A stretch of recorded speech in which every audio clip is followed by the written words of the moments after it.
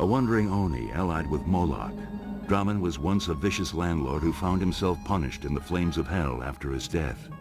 Over the centuries, he has achieved the status of Oni tormentor, and now practices his skills on the miserable souls of the fallen.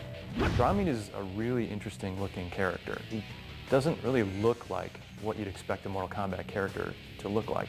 He comes from the Netherrealm. He's an Oni, a demon from Hell.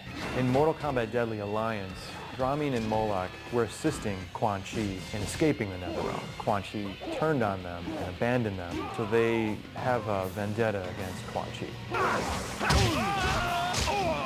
I always liked Drahmin as a character. He had a cool design. He's basically, a skinless guy with this big club for a weapon. Drahmin's basically this big mound of walking, rotting flesh.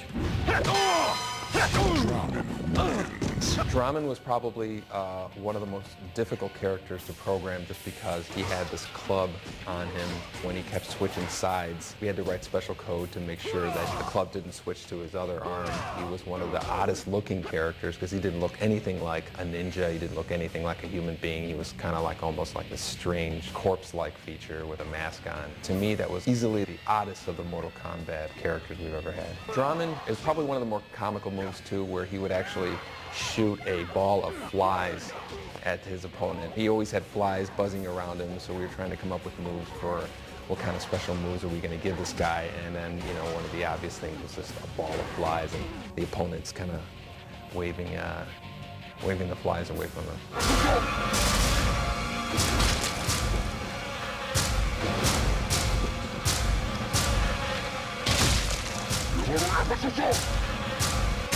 Drahmin wins.